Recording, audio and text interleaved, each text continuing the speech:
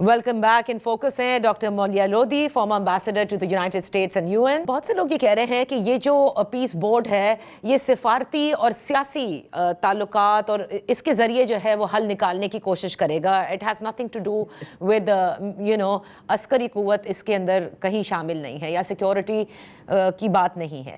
دوسری بات یہ ہے کہ جو ٹرمپ صاحب کے داماد ہیں جنہوں نے غزہ کا پورا ایک نیا پلان جو ہے وہ پوری پریزنٹیشن دی ہے، میں یہ صرف جاننا چاہتی ہوں کہ یہ کیا ڈیسائیڈڈ ہے کہ جن لوگوں کو جینوسائڈ کیا گیا، فلسطینیوں کو ان کی ساری جگہیں جو ہیں وہ تباہ برباد کی گئیں، کیا ان کو وہ مالکانہ حقوق ملنے والے ہیں؟ کیا اسی پلیس کے اندر ایک نیا غزہ بننے والا ہے، یا ان کو مزید فورس کر کے ان کے ایریا کو اور کم کر دیا جائے گا؟ یہ چیزیں ابھی تک سامنے نہیں آئی ہیں۔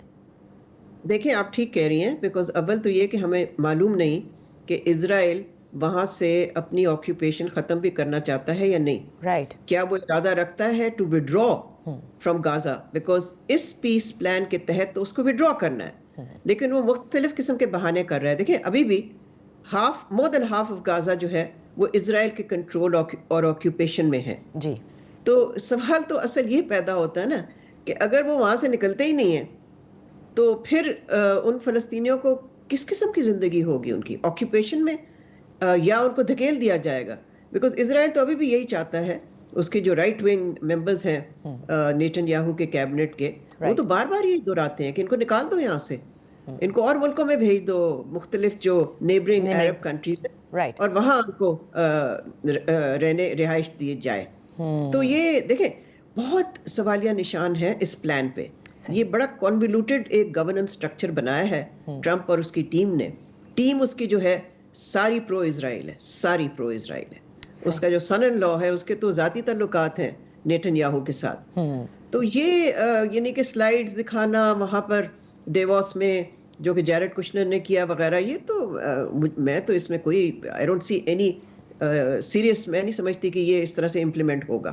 And you think this is a very temporary plan, because آپ نے کہا نا کہ ایک شخص ہے جو کہ ویٹو بھی کر سکتا ہے اور ڈیسیشن بھی لے گا، سو صدر ٹرمپ سب کچھ کر سکتے ہیں، اس کے علاوہ اور کوئی نہیں کر سکتا۔ ہاں، بورڈ میں تو سب کچھ کر سکتے ہیں۔ جہاں تک پلان کا تعلق ہے، یہ پلان ڈیپینڈ کرتا ہے ان ملکوں میں نہیں، ان ملکوں پہ نہیں جو کہ جوائن کر رہے ہیں، ان کا تو کوئی رول نہیں ہے اس میں۔ یہ پلان ڈیپینڈ کرتا ہے دو پارٹیز جو کہ اس کانفلکٹ میں ہیں، حماس اور اسرائیل۔ تو سوال پھر یہ ہے کہ کیا ان کی بائن ہے؟ حماس نے تو ایک لفظ نہیں کہا اس بورڈ آف پیس کے بارے میں۔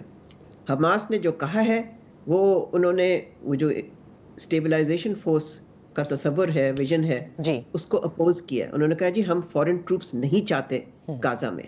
صحیح۔ اور جہاں تک اسرائیل کا تعلق ہے اس کا تو میں نے آپ کو بتا دیا ہے کہ وہ تو لگتا ہے کہ وہ غازہ سے تو اپنی فوجیں ہٹانے کو تیار ہی نہیں ہے۔ So I think the plan depends on کہ یہ جو دو پارٹیز ہیں یہ کس طرح سے اپنی یہ جو پوزیشنز ہیں which are so far apart, is there a middle ground or is there no middle ground? Because دیکھیں اسرائیل کا تو ریکارڈ آپ کے سامنے ہے نا۔ جی بالکل، جب سے یہ سیز فائر ہوا ہے انہوں نے 450 سے زیادہ فلسطینیوں کو شہید کیا ہے اکتوبر کے بعد۔ صحیح۔ تو اور پھر ویسٹ بینک پہ جو کر رہے ہیں جس قسم کی حرکتیں، ملٹری اوفینسیوز، سیٹلر وائلنس ہو رہا ہے، بالکل، تو یہ عجیب ہے بھائی، یہ کس طرح کا پیس پلان ہے جس کے جو ہے بھی، اور اسرائیل اس کی جس طرح سے خلاف ورزی کر رہا ہے پہلے فیز کی۔ یہ پیس پلان تو اب سیکنڈ فیز میں جائے گا، مگر اگر پہلا فیز ہی نہیں پوری طرح سے امپلیمنٹ ہوا تو یہ کس قسم کا سیکنڈ فیز ہوگا؟ بہت بہت شکریہ ڈاکٹر مولیہ لودھی صاحبہ فار بینگ ود دی شو۔ اسی کے ساتھ پروگرام کا وقت ختم ہوتا ہے، کل تک کے لیے اجازت دیجیے، اللہ حافظ۔